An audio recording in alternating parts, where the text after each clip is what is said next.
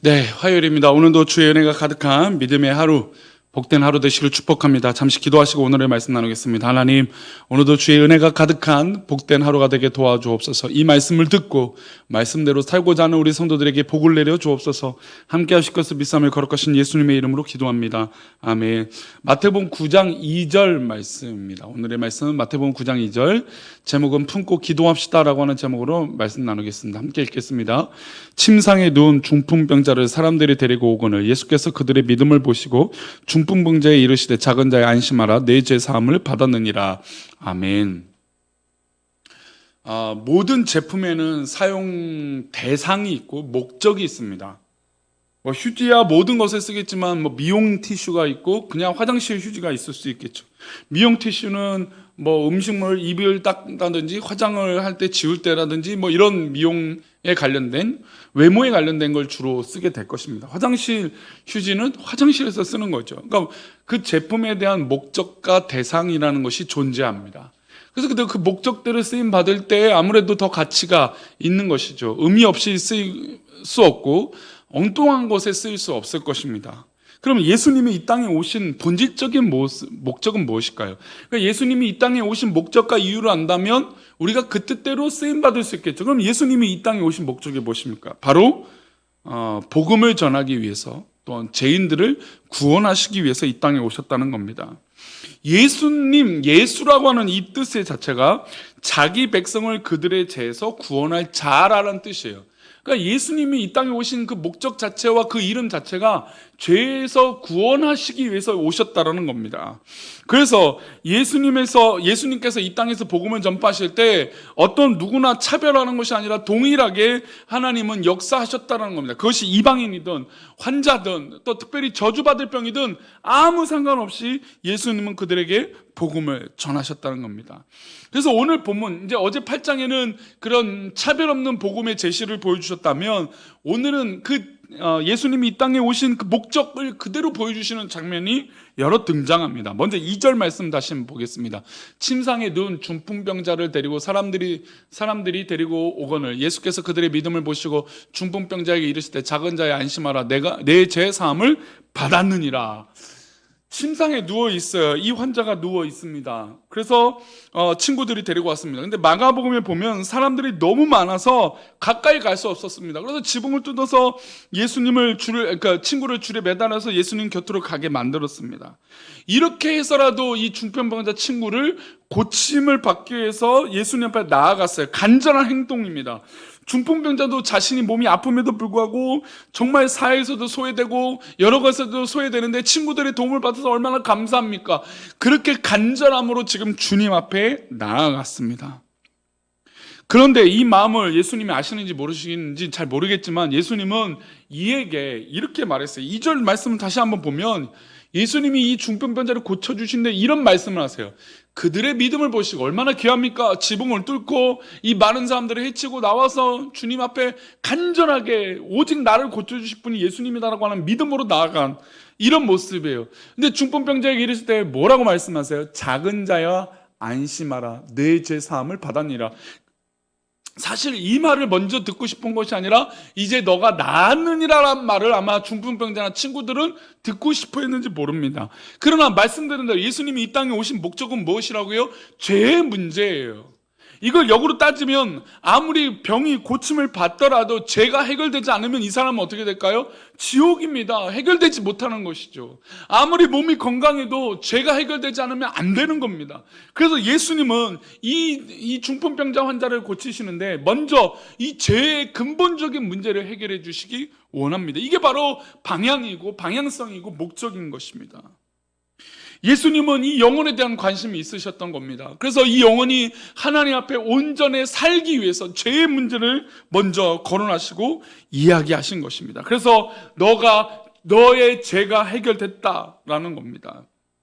그래서 우리는 주님 앞에 기도할 때마다 먼저 무엇을 해야 될까? 영혼을 돌봐야 돼요. 주님은 그의 영혼을 만드신 후에 중풍병자와 친구들 소원대로 무슨 병을 고쳐주셨습니까? 육체의 병을 고쳐주셨어요. 6절입니다. 보겠습니다.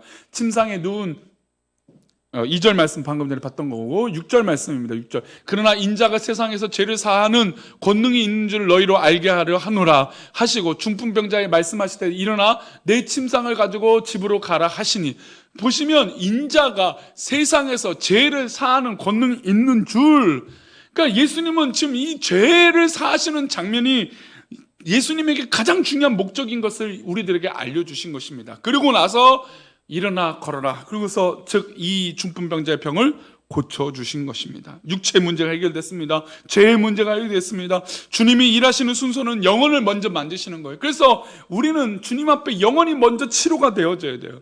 우리는 계속해서 육체의 갈등과 육체의 어려움을 얘기하지만 우리의 가장 중요한 문제는 영혼이 소생하고 자유해야 됩니다. 우리도 주님을 본받아 영혼을 우선 가치로 두고 그 다음에 육체의 일을 도모하는 우리들의 지혜로운 모습이 있기를 소망합니다. 그 다음에 이 중풍병자를 고치시고 다음에 바로 세례 마태가 등장해요. 주님은 그곳에서 마태를 뭘로 부르시냐면 제자로 부르세요. 마태는 주님의 부르심에 응답했고, 그래서 마태, 이 세리인 마태가 예수님 따르겠다고 합니다. 그런데 그 당시의 세리는 정말 사람들이 싫어하고 저주하고 미워하고 멀리하는 직업이에요. 게다가 로마에게 세금을 갖다 바치는 그런 악랄한 사람이라고 생각을 했어요. 근데 그 사람을 예수님이 부르시죠. 그래서 이제 예수님을 따라하기 때문에 친구들과 주변의 사람들을 떠나야 됩니다. 그런데 마태에게 친구가 있었을까요? 어떤 사람들이었을까요? 사실 이 세리의 친구들은 세리일 수밖에 없습니다. 그리고 모든 사람들이 멀리했기 때문에 그에게 가까운 사람은 바로 창기들밖에 없었을 것입니다. 잘 보시면 그래서 이 예수님이 식사, 마태를 부르시고 마지막 만찬, 마태가 예수님을 따라 살아가야 되는 이 장면에서 마지막 식사를 하세요.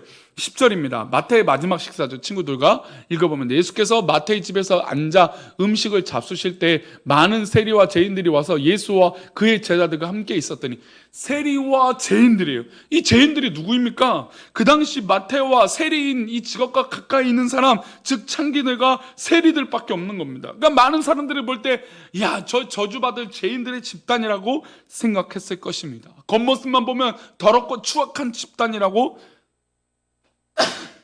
생각했을 것입니다. 예수님께서 이런 목적, 예수님이 이 땅에 오신 목적, 바로 죄인들 때문이죠. 그래서 예수님은 이 죄인들 곁에서 식사를 하시는 것입니다. 그들을 구원하시기 위해서 그 자리로, 그 중심으로 들어가신 것입니다.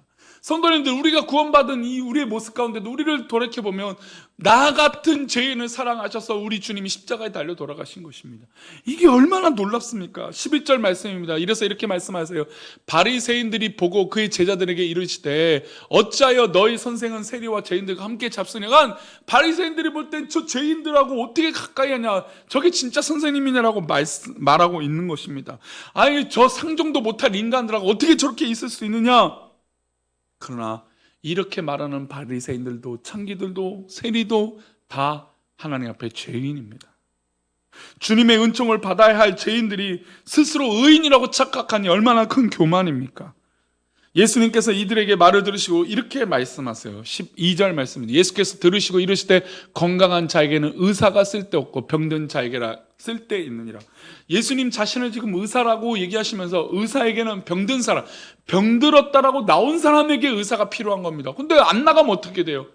나는 죄인이다 말하지 않으면 어떻게 됩니까? 그 사람은 고침받지 못하게 됩니다. 예수님은 복음을 전하고 바리새인들이나 누구에게나 믿는 자에게 기회를 주세요.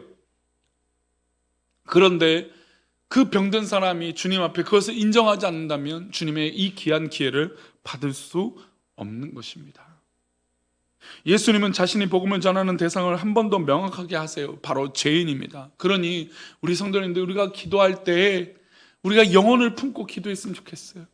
우리 불쌍한 이 죄인, 이 영혼을 하나님 앞에 품고 기도했으면 좋겠어요. 주님의 선하신 은혜가 우리 사랑하는 우리 모든 성도들과 우리 주변의 모든 사람들이 이게 있는 죄의 문제가 해결돼서 하나님 기뻐하신 놀라운 은혜가 있기를 축원합니다. 그러니 우리 사랑하는 우리 모든 성도님들, 주님 앞에 온전히 있으시기를 축원합니다.